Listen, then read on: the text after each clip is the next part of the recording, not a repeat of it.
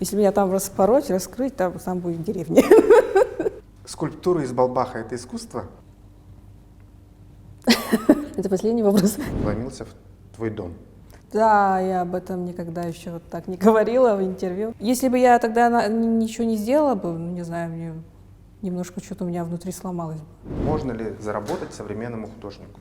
У нас есть немножко вот это какая-то суперсила. Как реагируют на современное искусство в Якутии? Было классно. Привет, я Максим Кардозу, и сейчас будет интервью с Киданой Игнатьевой. Это популярный в Якутии художник, дизайнер, автор знаменитых якутских муралов. Мы поговорили с ней о современном искусстве, о мистике, о вдохновении и еще много о чем. Ну что, барды-бытышки? Кидана, привет. Привет. Да, очень приятно тебя здесь видеть у нас в гостях. Давай немножко поговорим о твоем детстве. Все знают, что ты из Чурапчинского улуса. Вот. Расскажи немножечко про маму, про папу, вообще как шло твое становление художника, потому что ты очень часто говоришь, что ты поняла, что ты хочешь рисовать и хочешь быть художником еще в детстве. Я никогда не поняла, прям у меня не было момента, когда я поняла, что я хочу стать художницей. Я всегда думала, родилась и думала, что я уже вот художница, и так и должно быть. Я в детстве была немножко прям очень одинокой. Мама очень рано вышла на работу, поэтому я оставалась одна, а брат и сестра учились. И где-то с 3 лет меня оставляли дома одну. Тогда еще не было столько бумаг, и оставляла мама какие-то обои, тушь. Я там сидела, смотрела постоянно телевизор, типа «Доброе утро», там Малахов был, еще кто-то. Я смотрела и рисовала постоянно. Вот такое детство было интересное. Поэтому как-то немножко прям постоянно вот в себе ходила. Вот, возможно, это как-то тоже чем-то повлияло, потому что, чтобы рисовать, нужно быть усидчивой, как-то более-менее спокойной. Как родители реагировали на твое творчество?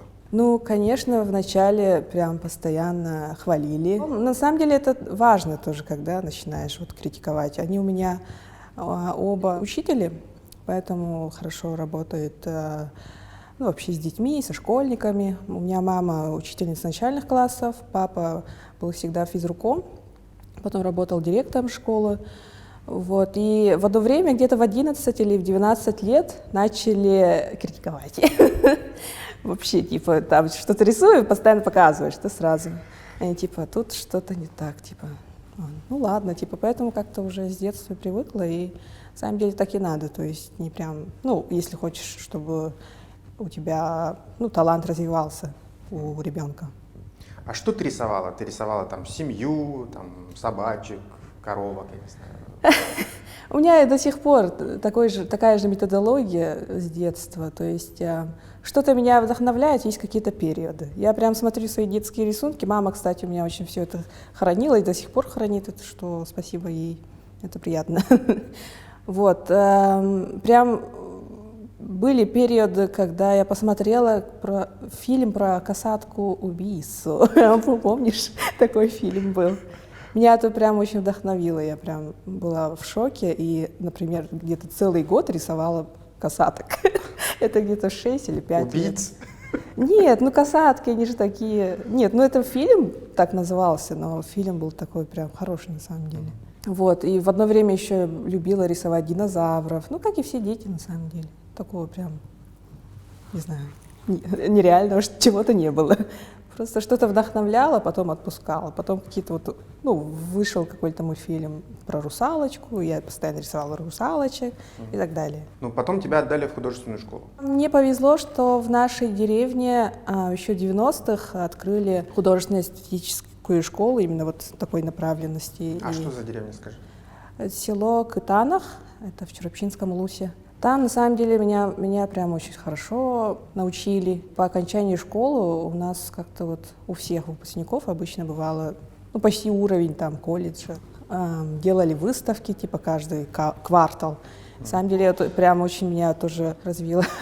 Как вообще родители отнеслись к тому, что ты решила связать свою жизнь с искусством, да, с живописью? То есть были ли какие-то противоречия? Все-таки не говорили ли тебе они, все-таки, может быть, выбрать профессию Там юристы, экономисты. Да, юристы, экономисты. Да, конечно, было такое. Ну, не юристы, экономисты, все равно у меня как бы была тяга к искусству. Но именно в искусстве, это же там много как бы сфер, чем можно заниматься. Ну, например, архитектура, там, дизайн, еще что-то. Сейчас еще больше стало. Тогда у нас была мода на дизайнера интерьера. Мама прям мне сказала: все, идешь на дизайнера, а я хотела на живопись поступить. Ну, она говорила: как будешь зарабатывать, жить и так далее. Вот, поэтому особо как-то и не думала, когда заканчивала школу. А папа хотел, чтобы я стала лыжницей. У меня такая тема была, ну, отец за спорт, мама за искусство. Я так металась, это в 11 классе было. Я помню, в конце 11 класса уже по Улусу всех выигрывала. У нас же там Чивкис есть еще, там много спортсменов. Это ты про лыжи говоришь? Да, я про лыжи говорю. Там, например, занимала первые места, и среди студенток тоже. Поэтому они меня ждали, прям все. Ректор вот Чивкиса меня как бы приглашал. И отец тоже давай. У него прям мечта была такая, чтобы хоть какой-то ребенок стал спортсменом. Но он у меня спортсмен, прям обожает спорт. До сих пор бегает в полумарафонах, участвует на всех соревнованиях лыжных. Вот, но все-таки выбрала вот тему искусства. Ну, мама победила. Ну, лыжи, они все равно остаются в твоей жизни, я так понимаю, да? И вообще и спорт. Ну, в принципе, ты еще, да. как ты говорила, что отец даже построил вам для тренировок манеж? Отец, он прям фанат спорта. Мы каждый день живем спортом. Там смотрим постоянно сайты, где можно заказать какие-то очень уникальные вот эти вот все спортивные вещи, костюмы. Вот, папа этим только живет, и он работал очень долгое время главой нашего села и придумал такую тему. У нас же есть вот теплотрассы по селу, прям посередине проходят теплотрассы, и придумал метод, как можно там построить ангар, и чтобы внутри был 0 градус, и можно было кататься на лыжах, то есть лыжный манеж. Это было круто, и в 2005-2006 году построили, и к нам приезжали очень много спортсменов на сборы. Это прям такой первый манеж был по республике. Ну, такой, я обожаю отца, он на самом деле такой инноватор, и у него бывают такие интересные мысли. Вот, он крутой. Давай тогда еще про лыжи немножко все равно поговорим. Ты участвовала в соревнованиях, в республиканских, и после того, как ты закончила школу, уже поступила в АГИКИ, правильно? И ты все равно участвовала в соревнованиях. Да, я прям была фанатиком спорта, постоянно даже в универ ходила с лыжами, и после учебы вот в АГИКИ шла к зеленому лугу и там каталась на лыжах. Вот, и прям тогда очень много занималась спортом, прям каждый день. И у нас были свои соревнования. Ну, там, типа, среди колледжей, институтов искусства и так далее. Там всех постоянно побеждала. В то время прям постоянно соревновалась, была в форме. А потом мне понравились горные лыжи. Горные лыжи вообще там встала и все уже. Беговым больше не вернулась. Но там реально очень классный такой адреналинчик получаешь. Я знаю, что ты даже участвовал в соревнованиях по горным лыжам, которые проходят у нас в Нерюнгри традиционно. Это у нас как Олимпиада. Ну, в смысле, по республике проходит спартакиада по зимним видам спорта каждые 4 года вроде. Ну, типа как и Олимпиада. Да, там участвовала в 2016 году. Тогда я прям постоянно каталась на горных лыжах и заняла по специальному слалому 2 место по республике. Ну, круто. Ну да.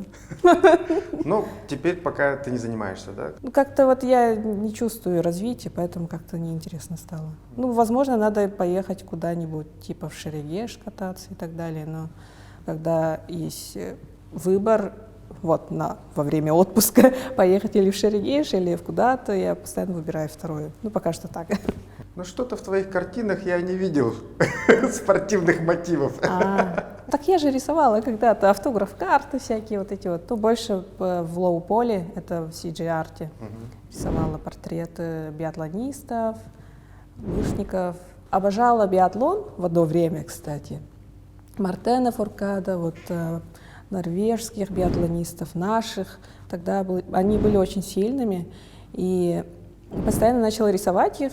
Ну, просто они вдохновляли меня, и рисовала просто в CG-арте. Союз биатлонистов России это заметили, и мне заказали автограф-карты всех биатлонистов, и они использовали эти карты, ну, с моими рисунками целый год. Ну, вот Шиполин, Малышка. Это было круто. И они, кстати, вот гонорар мне предлагали поехать бесплатно на Кубок мира, жильем в гостинице вместе со спортсменами. Ой. Должна была с ними пообщаться и так далее, но у меня тогда ипотеку взяла, поэтому деньги были нужны. Но они заплатили в итоге? Ну да. Вот то есть было либо-либо, да? Либо гонорар, либо путевка. Ну, вообще напрашивается, конечно, тема с доходностью, да, вообще, на чем зарабатывают художники сразу же, потому что очень многих это интересует, ну и все спрашивают, можно ли заработать современному художнику на своих картинах, или нужна какая-то еще дополнительная работа? Я не знаю, я не смогу, наверное, ответить на этот вопрос, потому что я никогда не была просто вот свободным художником, который с утра до вечера сидит в мастерской и рисует. Я уже когда училась в институте, уже работала где-то. В Якутпроекте тогда же поступила на работу. И у меня уже прям каждый день с 9 до 6 я на работе, и после 6 у меня вот уже есть время на творчество. Ну вот так живу уже 10 лет. Ну да. Потому что, не знаю, я не хочу оставить творчество только на зарабатывание, на основной заработок, потому что творчество должно быть свободным, тогда только будут у тебя какие-то хорошие работы. А если будешь сидеть на заказах, то у тебя уже вот, ну как-то вот, ну видно уже, когда рисуешь, уже не хотя что-то. Ну бывают же какие-то заказы. Вот. И хочется оставить творчество как-то вот в свободной форме. Но все-таки наши классики, они же свои самые главные шедевры некоторые рисовали же на заказ. Конечно, это возможно, я этого не исключаю. Бывают очень хорошие заказчики, наверное, с которыми ты прям ладишь, и у тебя какие-то вот мысли одинаковые, тогда, возможно, могут получиться. А когда человек говорит, ну, нарисуй меня там в стиле средневековья или в чем-то ренессансе, где-то я лежу где-то в золоте, ну, это уже, да, это уже кич. А такое предлагали тебе? Много еще мне предлагали нарисовать портрет на 2-3 метра, типа, ну, это такое себе. Я на такое не возьму. Слушай, а еще какой-нибудь можешь вспомнить уникальный случай? Ну, наверное, какие-то шутеечки были, типа, нарисуй меня, как в «Титанике» и так далее. Ну, это просто так себе. Ну, много шутят на тему художников. Ну, ты продаешь свои картины? Вот. Кстати, еще и не продаю. Ну, как-то вот пытаюсь собрать картины для какой-то возможной выставки. Но этой выставки никогда не бывает. Ну, реально, вот как-то вот все уже распродаешь и кому-то подаришь, потом собирать очень сложно для выставки. Поэтому как-то все собираю сейчас у себя в квартире, у меня там куча картин. Музей еще не просит? Нет. Еще никто не просит, да? Все в будущем, так сказать. Не знаю. Ну, я не говорю, что у меня картины прям шедевральные. Не, обычные картины, считаю. Я еще не нарисовала картину очень крутую, прям, которую можно было поставить в музее. Возможно, когда-нибудь хочу взять какой-то отпуск, прям поехать в деревню. Мечтаю, возможно, 1 год прожить в деревне и прям рисовать и рисовать. Прям это моя мечта. Идея X, который когда-нибудь будет или нет, не знаю. Но это роскошь на самом деле. Все равно же надо платить ипотеку, еще куча таких вещей. То есть тебя вдохновляет прямо якутская деревня? Мое место. Оно меня прям сильно вдохновляет, и только там я могу прям отдохнуть от всего, со своими родителями, собакой тусуюсь, там, вот эти вот все дела. И обожаю ходить за ягодами, сенокос. Вообще люблю деревню, и если меня там распороть, раскрыть, там будет деревня. У нас, у Сахалар, очень сильная прям идентичность, и это прям видно, оказывается, чувствуется. Ну, когда у тебя есть стержень, понятие того, что откуда ты родом, кто ты по национальности, какая у тебя история, когда ты все это знаешь, оно у тебя очень сильно, и прям людей это притягивает. И я тут встречаюсь с людьми, они как-то вот, например, ну, живут в Москве, где-то родились в Туле, потом учились во Владивостоке. Вот они как-то вот чувствуют себя потерянными, когда я спрашиваю, где их дом, они не знают, например. А если у меня спрашивать, ну, это Катанах. Я родилась там, я там училась, я там умру. Ну, как-то так. Ты как-то говорила, что и в детстве ты любила гулять по лесу и думала, что ты какая-то героиня из сказок или фантастических фильмов. Ты сейчас так делаешь? Это на самом деле очень крутая медитация. Это прям не в детстве было. Я когда училась в институте, там все-таки так классно было, летом можно было поехать, ну, целое лето отдыхать дома. Давно этого не было, это реально. Вот. Да, я с собачкой брала прям ведро с собой и шла просто в лес с музычкой и там с водичкой. Ну, собирала, не помню, там грибы, там ягоды. Я так ходила, любила одна ходить.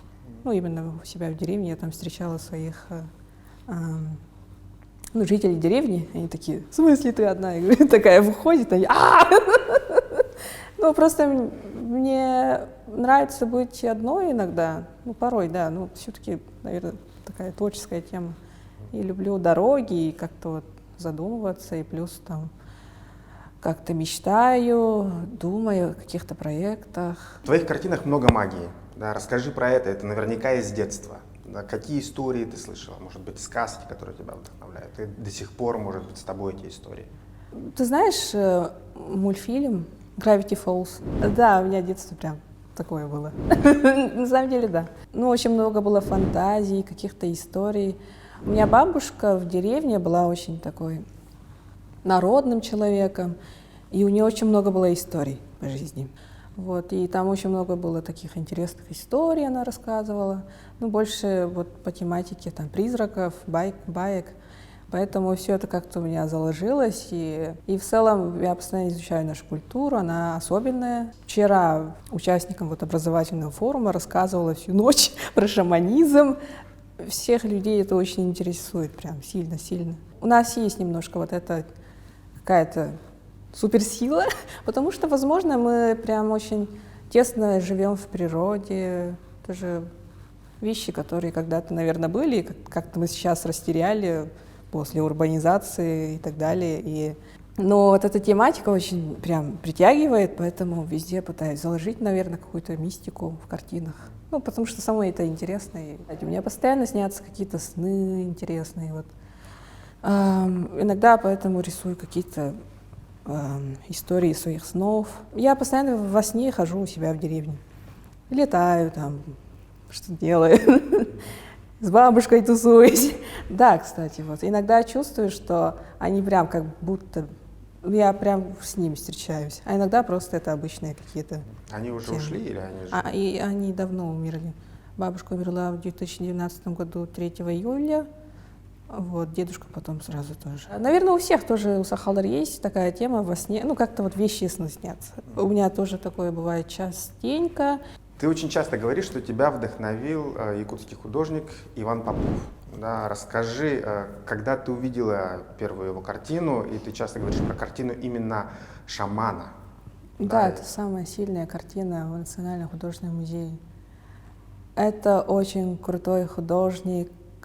Он первый профессиональный художник в Якутии, Иван Васильевич Попов, родом из села Таккюль. У него еще родные, отец, дедушка, они очень многое сделали для Татты.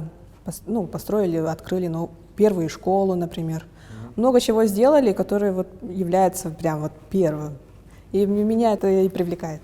А так познакомилась с его работами в 1998 вроде. Тогда проходили спортивные игры Эбигау Нилера в селе Таккюль. Тогда мне было где-то 7-6 лет. И мама сказала, что есть, оказывается, галерея вот этого художника, и мы туда пошли. Я помню прямо этот день, было немножко пасмурно. Вот, пошли, и я была в шоке. Прям вот эти все картины меня поразили. Теленок, например, лиственница золотая. Шаман был. Посмотрела. Обычно говорили, что детей это пугает, эта картина, но меня не напугала, но прям сильное, вот, яркое впечатление осталось. И тогда мама мне купила еще книжку, и вот эта книга до сих пор я с собой постоянно таскаю, он самая крутая книжка, наверное. Он меня до сих пор вдохновляет, потому что занимался не только живописью, но и многим чем. Даже научной работой, был этнографом, фотографом. У него был свой модель, который фотал везде, наверное. Везде же используют его фотографии сейчас по всем нынешним там пабликам. Иногда даже не пишут авторство, но в целом он очень много чего сделал для Якутии. То есть не только заниматься творчеством, но и плюс что-то пытаться делать для своего родного места. Развивать. Развивать. Если говорить еще про якутских художников, кто тебе, может быть, еще нравится? Нравится Иннокентий Корякин, например. Недавно у него была на выставке, на мастер-классе. Меня очень притягивает, когда человек сам такой хороший, ну, такой добрый, со всеми хорошо общается, и со мной может там что-то пообщаться и так далее. Вот это все-таки тоже притягивает. Иннокентий такой, оказывается, искренний, добрый, прям понравился. Опять же, якутская деревня у него. Да, вот эта тема, ну, тоже, как и у многих художников, на самом деле, якутских. Ты как-то говорила, что ты ищешь себя и свой стиль, да, в живописи. Ты его нашла или ты продолжаешь экспериментировать? То есть, если мы говорим про Корякина, у него этот стиль, Он нашел он уже. нашел уже, да. Он очень много искал, кстати, очень долго искал, и вот недавно нашел. Ну, где-то 5 лет назад, наверное, 10-5. Ну, так мне рассказывали наши преподаватели в АГИКИ. Очень много же рисует. Каждый день, кажется, вот, опубликовывает новые работы, и он сейчас там в Инстаграме так хорошо прям влился, что тоже круто.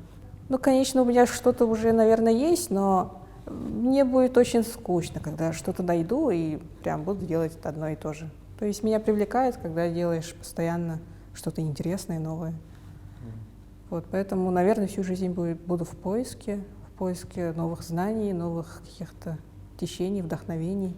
Это тоже как бы заряжает на какую-то активную жизнь. Если говорить про муралы, да, которые ты делала и делаешь, как у тебя появилась идея начать рисовать на стенах?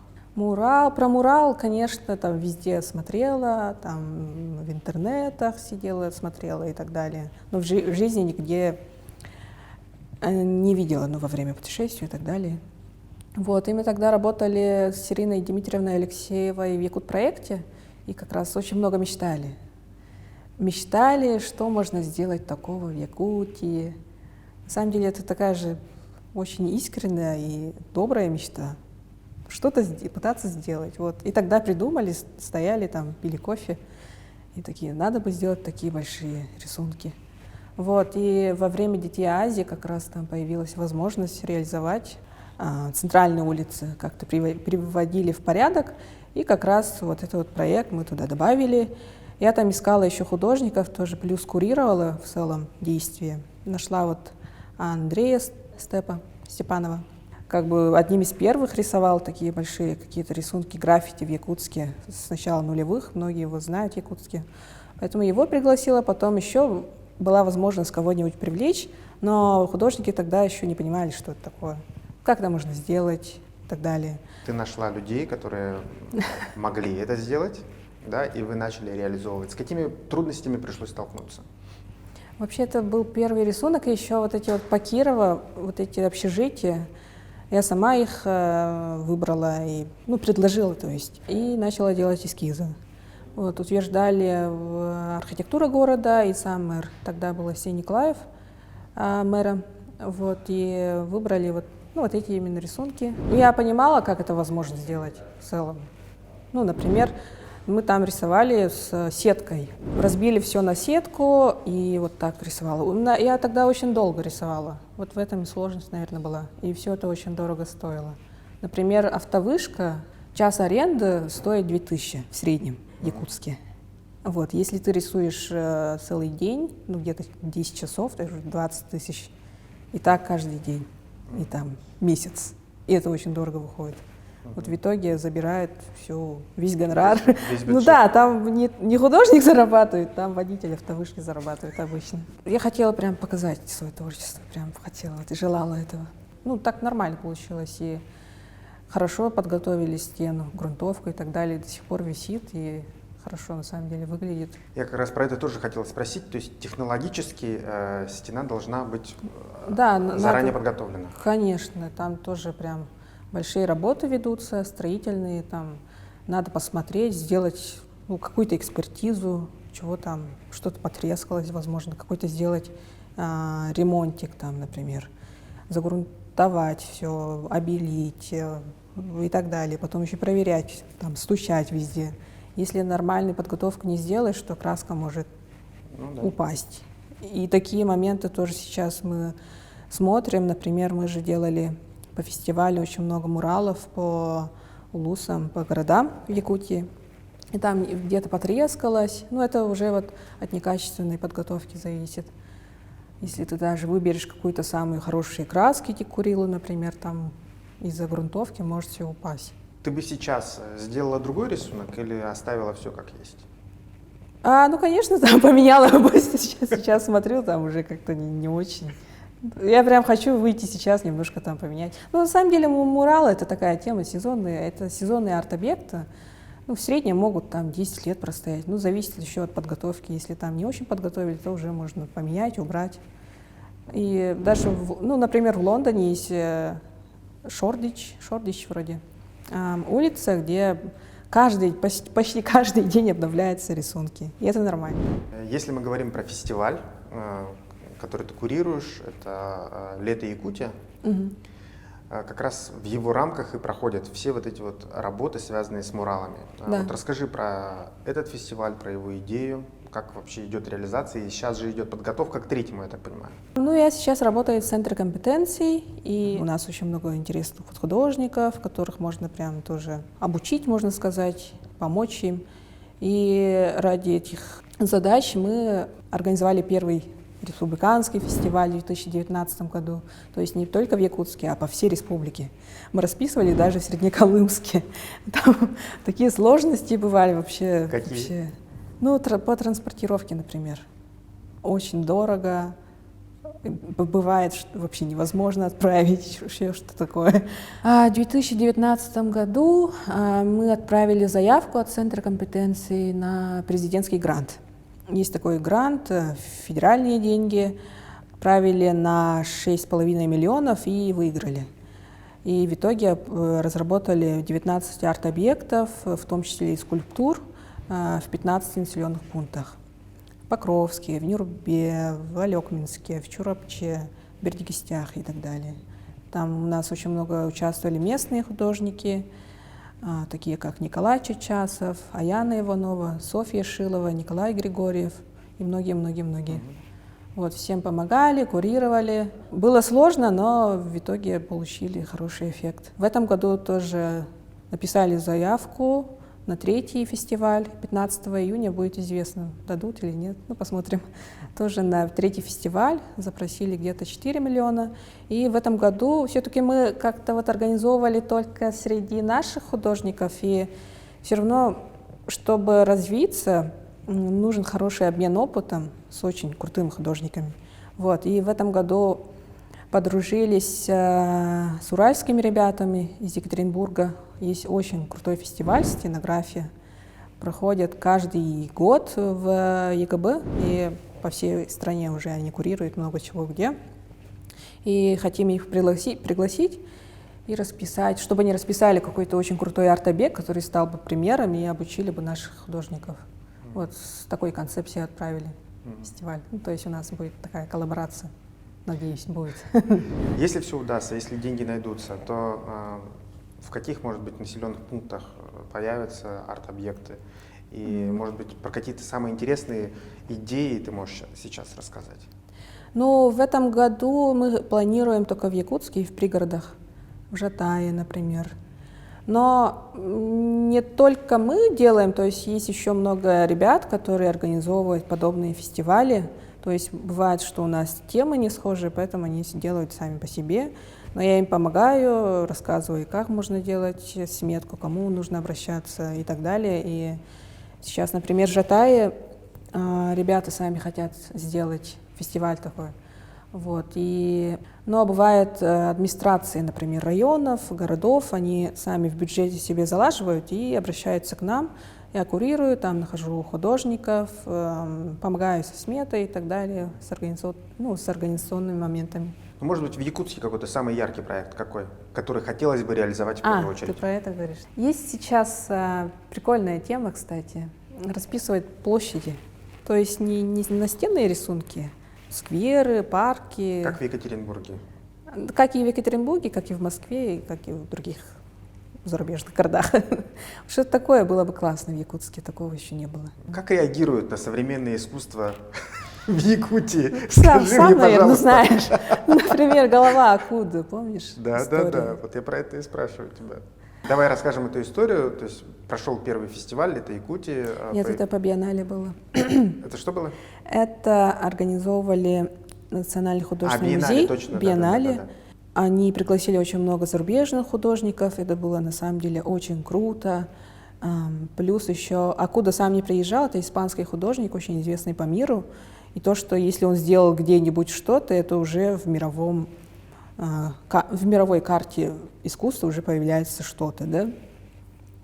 Вот, и он отправил эскиз нашему музею, и по эскизу прям он курировал онлайн, разработали такой арт-объект, который установили, ну, возможно, место выбрали не такое удачное, можно сказать, да, рядом с Триумфом. Вот, и где-то год простоял, потом начали рефлексировать сильно. Ну, там были такие странные моменты, ну, типа там посмотрел на арт-объект и, ну, начал поддерживать какие-то сообщества и так далее. Ну, и на самом деле это была странная тема, я до сих пор не понимаю, как может произойти такое. В итоге же убрали же. В итоге, ну, сам музей убрал, потому что они как-то не хотели таких больших резонансов, возможно. Пока установили на территории музея, но в будущем мы планируем сделать очень хорошее общественное пространство молодежное и думаем туда поставить. Ну, это Илдархан сам так сказал. Как куда-то надо поставить. Ну что делать в такой ситуации? Вот есть современное искусство. Понятное дело, что оно понятно не всем. Это, конечно, да. Да, но прекрасное нужно нести в массы, нужно же обучать людей, показывать, что есть разные направления и так далее. В этом же тоже есть какой-то посыл. В общем-то. Ну, многие мои коллеги со мной не согласятся, наверное, но это было слишком немножко рискованным для Якутии. Надо все-таки, как я сказала, развивать и обучать искусству. То есть постепенно надо переходить из традиционных каких-то тематик постепенно к каким-то прям слишком современным решениям. Ну, я так считаю, но многие не согласятся наши. То есть ты это учитываешь, когда к тебе обращаются, например, с созданием мурала в той же Чурапче или в других населенных пунктах? Конечно. Раньше как было? Например, проектируем сквер, там архитектор у себя в офисе сидят и что-то рисует, потом уже поставили перед фактом жителей и реализовали и уехали. Сейчас уже не так идет, это уже по всей России. Сейчас идет очень многие обсуждения, уже начиная вот с низов, то есть общаются с жителями, делают очень много воркшопов, практикумов, встреч. И там решается, например, как разбить функциональную зону территорий, вообще, что там люди хотят увидеть, что не хотят и так далее, далее. Вот. А для муралов у нас тоже такой же подход. Мы все равно общаемся с людьми, там пытаемся, у всех немножко одинаковые темы. Это показать какую-то национальную тематику, но и плюс искусство самих художников никто не отменял. Пытаемся сделать так, чтобы это была их сильная работа. Мы выносим все эскизы на народное голосование, и там прям бурно обсуждают. И когда уже люди сами выбирают, и когда уже появляются, они уже чувствуют себя причастными, частью проекта. Так и надо, на самом деле. А тебе было когда-нибудь обидно, что какую-то твою работу, например, недооценили? Вспомню точно историю, но, конечно, бывали такие моменты, и я люблю убеждать. Если это дело касается проектов, я рассказываю, открываю концепцию. Это же не так должно происходить. Там показываю, возможно, не поняли люди. Надо рассказать, надо презентовать. Перед каждым проектом, то есть ты детально продумываешь все, что там должно быть, на картине, например, условно, да, в кадре, скажем так, если по телевизионному. Это дело касается деталь. рисунков. Если дело касается рисунков, то это только как бы мое видение там уже должно быть. Я уже не буду спрашивать у людей. Ну а конкретно по муралам, по эскизам, да. Там как-то пытаться нужно делать по тематике, по стилистике, как-то, чтобы люди все, возможно, ну, многие поняли. А если дело касается конкретно проектов архитектурных, дизайнерских, то там уже, конечно, уже должен быть диалог какой-то, где можно презентовать. Где-то я нашел информацию, что ты говорила, люди сегодня не особо ходят в музеи. Наверное, такое Да, говорила. и искусство, и вообще музеи, мир искусства пытается выйти за стены музеев и галерей, Да. представлять искусство уже широкому зрителю, и это стрит-арт Да. выполняет эту функцию. Ну, не только стрит-арт, много сейчас новых течений, направлений. Просто у людей сейчас нет совсем времени ходить по музеям, как это было 30 лет назад, 40 лет назад. И нету времени, поэтому им нужно очень быстро показывать какие-то вот информацию надо дать быстро. И вот изучали, например, даже в YouTube-каналах в среднем человек смотрит 4-5 секунд. Если вот неинтересно, вот уже решает за 4-5 секунд, интересно или нет, может выключить сразу. То же самое, это уже подход такой новый, современный. И, возможно, это тоже зависит от того, что вот, особо не проводят время в музеях, галереях. Если это идет какая-то интересная выставка, возможно, сходят. Ну, например, у нас же, какие музеи есть в Якутске? Ярославском, например. Очень классный музей, но надо бы там сделать какой-то ребрендинг. Давно стоит в таком же виде, как и в 80-х, и вообще там бывает 0 людей целый день. Не знаю, я просто туда иногда хожу, там смотрю на какие-то старые вещи для каких-то проектов, исследую. Да, людям сейчас нужно показывать какие-то интересные решения, и в плане искусства тоже. Какие, например, стрит-арт, окей, там идут на работу, смотрят быстренько. Есть еще мультимедийные какие-то выставки, которые сейчас людям интересны и так далее. То есть искусство переходит уже на какой-то новый уровень, другой совсем. Но мурал заказной — это искусство или нет? Нет. Не, бывает, какой, например, заказной имеешь в виду? Город заказал. Бывают заказные рисунки, например, Аэрофлота, которые по Москве нарисованы. Вот это вот уже как-то, немножко граничит с баннерами. Когда заказные рисунки бывают, возможно, могут быть какие-то прям интересные придуманные идеи, но это зависит от заказчика, может. Бывают заказчики, наверное, которые прям с уважением относятся к творчеству художника и пытаются делать именно по его тематике. Тогда уже что-то интересное выходит. Если говорить про выставку КУТ, которую вы делали, расскажи немножко про этот проект.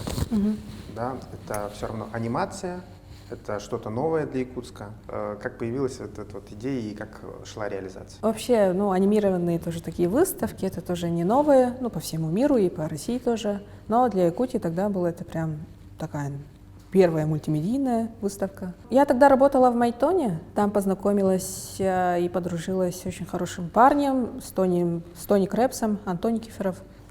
Он моушн-дизайнер. То есть берет картины, анимирует для игр, для каких-то рекламных постов и так далее. Вот, и у нас прям, все равно же там все дружим, общаемся, и у нас появилась интересная идея сделать, мы думали, если я сделаю какую-то выставку, которая состоит в основном из картин, добавить какую-то мультимедийность. Вот, но потом пришли к тому, что нужно сделать всю выставку мультимедийной, и у нас как раз есть очень хорошая площадка в Якутске, это Музей России. Они нам помогли, поддержали, что им большое спасибо. Вот, и плюс еще привлекли музыкальную группу, электронную группу «Уран». Я их не знала до этого, но вышла к ним с такой идеей, им очень понравилось. Сейчас мы все дружим, и прям у нас реально там какой-то прям образовался комьюнити очень классный. То есть мне интересно не только только живопись, но и общаться, коллаборировать с какими-то интересными людьми. Прям все это тоже очень вдохновляет сильно. Их музыка, она очень классная, какая-то современная. Ты, наверное, тоже слышал. Уран. Да. Они крутые. Вот. И на открытии пришло где-то 1500 человек. Мы сами были в шоке. Вообще. Для Якутии это впервые тоже все. Мы сделали перформанс такой интересный был. тоже все связано с мистикой и так далее. Очень многие приходили, каждый день ходило где-то на выставку 700-800 человек в среднем. И на самом деле это показатель, что людям до сих пор интересно искусство, люди ходят, если делать какие-то интересные вещи. Мы все это сделали бесплатно, кстати, везде постоянно был бесплатный вход, такая идея была, искусство всем. А какой еще формат можно, например, применить, который уже работает где-то, а в Якутске еще нет? Ты думала об этом? У нас, например, вот в рамках нашей работы Центра компетенций делали Ленд-арт фестиваль. В микрорайоне Кангалас, рядом с Якутском, мы вот зимой, в ноябре-декабре, сделали такой фестиваль, где ленд-арт искусство. То есть, используя только природные материалы, какие, как лед, ветки, дерево и так далее, с привлечением местных художников разработали несколько арт-объектов. Такие арт-объекты могут существовать полгода, один день. Никто этого не отменял, и в целом это потом можно посмотреть только в видео, фотографии этих объектов. И вообще вот наша идентичность, вот холода, каких-то традиционных моментов людям прям очень интересно. Насколько художнику важно, чтобы его произведение все-таки оставалось, не на несколько месяцев? Хочется же, чтобы, например, любовались там, годы, столетия, я не знаю. А все-таки вот это вот, и опять же тема с муралами, и вот этот вот тот проект, про который ты сейчас рассказала, художник изначально знает, что через пару месяцев это растает. Да. И не обидно ли от этого? Да, я думаю, нет, если ты уже готов как бы к тому, что это просто природа, оно тает. Наоборот, в этом и интерес, когда вот только в один момент расцветает, потом уже это как цветы, например, как бабочка. Волшебство. Как ты думаешь, вот космолет, который появился в этом году, вот ты знаешь же, ребята сделали космолет из Мандалорца. Это что? Это можно считать арт-объектом? Как ты думаешь? Нет, это арт-объект, это, несомненно, арт-объект, такой косплейный, очень классный и очень актуальный по всему миру, что показало заинтересованность СМИ, да? Но я с Аялом познакомилась недавно, очень такой человек, интересный парень, прям вдохновляющий, кстати, очень много такой заинтересованный, его прям глаза такие горят. Интересно всегда общаться с такими людьми. Есть комментарии от эксперта, это как вообще, когда делаешь для городской среды какие-то объекты, нужно заранее продумать над конструкцией, над материалами, это все равно на улице будет стоять. Надо просчитать в целом весь объем, как будет, надо закреплять, например, под основу делать. Это все важно. Надо было учить это уже в начале. Если это спортивное оборудование или детское, оно должно быть сертифицированным. То есть все равно же, если бы там дети играли бы, это же на самом деле опасно, возможно, на кого-нибудь упало бы и так далее. Поэтому все такие оборудования сертифицируются и строятся прям профессионалами. Все детали, все вот эти вот конструкции прям проходят через многие опыты и так далее. Поэтому в будущем нужно учитывать вот эти вот все вещи. И я Аяла хочу позвать к нам в офис на консультацию. Пригласить, почему нет? Надо помогать таким людям. Если бы он к вам пришел с этой идеей на фестиваль «Лето Якутия»? Мы ему помогли бы, и конструкция была бы более-менее такой надежной. Слушай, а кому-то отказывали? Люди приходили с безумными какими-то идеями? Конечно. Все равно же мы делаем отбор, делаем конкурс для всех художников. Бывали моменты, не прям такие сумасшедшие идеи, а как-то более любительские идеи какие-то, неинтересные. Скульптура из Балбаха — это искусство? Не знаю. Но это больше как прям пиар-тема. Он же прям известен уже по всему, по всей России.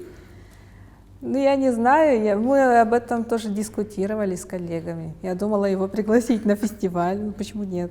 Но меня коллеги не поддержали. Смотря что делать, да? Дело же, наверное, не в материале. Возможно, форму, может, как-то прям интересные формы делать, почему нет, а не обезьянки и надпись 8 марта не очень хорошим шрифтом. Можно помочь с формой. Почему нет? Это тоже природный материал. Что тебе как художнику сейчас интересно? Я не знаю. Я немножко отношусь еще к искусству как к спорту, наверное. Ну, возвращаемся к детству. Мне нравится спорт в том плане, когда вот каждый день тренируешься, и потом у тебя что-то появляется, ну, какие-то достижения. Это зависит только от тебя. К искусству я тоже так отношусь как-то. Вот каждый день должна что-то сделать или что-то придумать. Но я так жила уже где-то 10 лет и немножко устала от этого на самом деле. И мне друзья творческие говорят: да забей на все уже. Надо просто наслаждаться моментом. Если не хочешь рисовать, не рисуй, все, типа. Это у меня тоже в голове засело вот недавно. И как-то... Ну, если не хочешь, то не делай пока. У меня пока тоже такой момент. Особо не хочу рисовать. Насколько важно твое эмоциональное состояние, когда ты пишешь, да? В любом случае какой-то эмоциональный всплеск, он дает толчок для творчества. Так это в твоей ситуации? Конечно. Но когда я рисую, я даже и не замечаю, наверное, но мне друзья, там, родные говорят, что я прям как робот.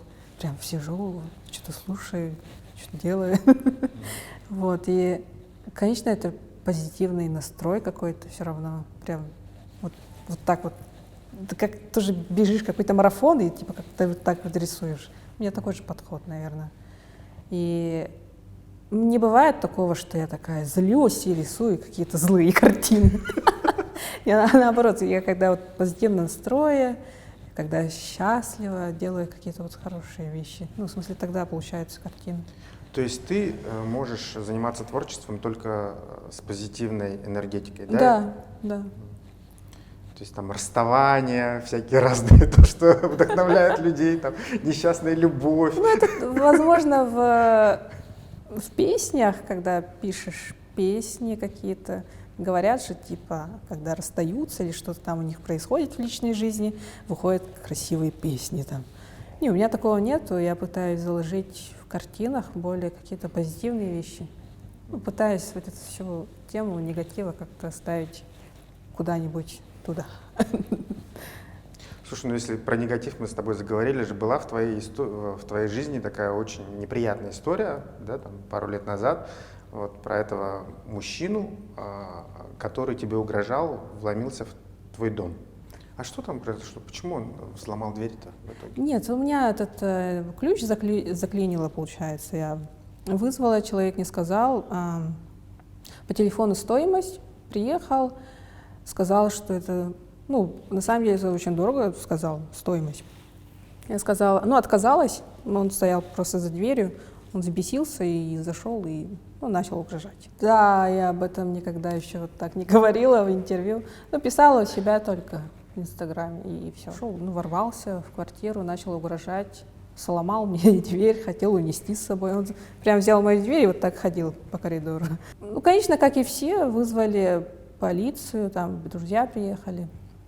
Полиция приехала, и у нас как законом? Сказали скандал. Семейный скандал, сказали. Какой семейный? Вообще какой-то чужой мужик пришел, ворвался в квартиру и угрожал, таскал за руку. У меня внутренне, прям, когда что-то происходит, несправедливость, если какая-то есть в жизни, меня это прям бесит. Сразу подумала, он такой общался с людьми там, дальше пошел по заказам. Я подумала, ну, сейчас, возможно, какой-нибудь бабушке там, кому-нибудь зайдет, это же ужасно.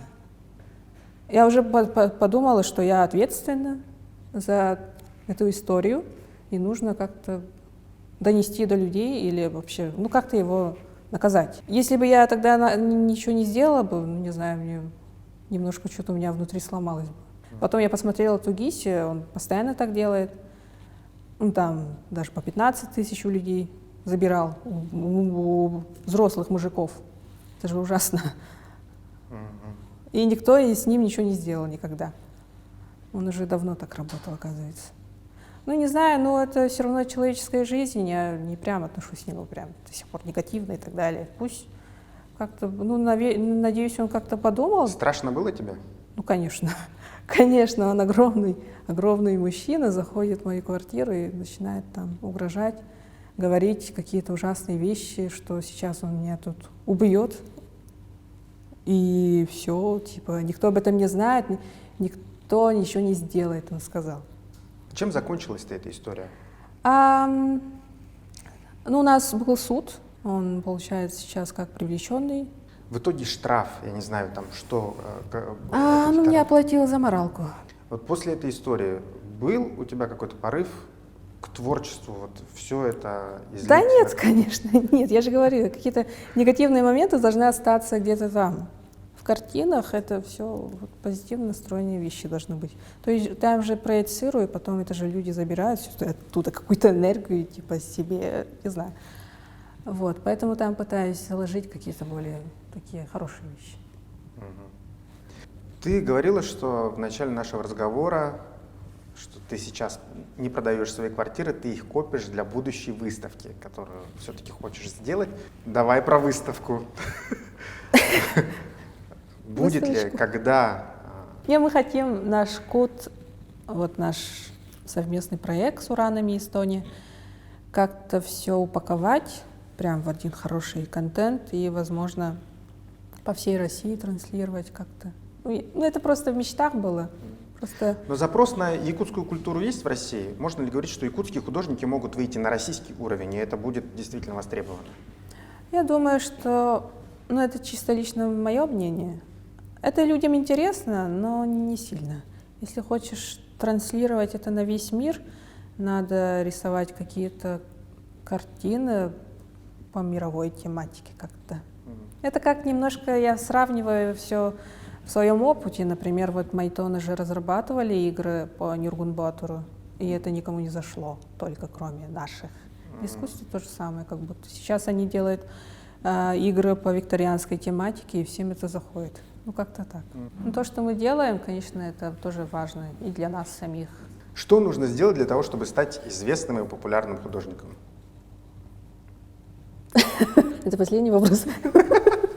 Не знаю. А вообще, я просто сама делаю все это, выходит как-то, именно в моем плане, как-то так и должно быть. Но, например, когда общаюсь со многими творческими людьми, они очень стесняются, например, показывать свое творчество, боятся критики, боятся быть, возможно, неуслышанными и так далее. Я думаю, не надо бояться и постоянно везде. Сейчас как бы время цифровизации, как говорят, соцсетей, и надо активно сидеть. Почему нет? Никто не отменял быть блогером, рассказывать о своем творчестве. Можно это подать в очень интересном формате. И это все помогает как-то быть актуальным. Спасибо тебе, Фидана, за разговор. Спасибо тебе за приглашение. Было классно.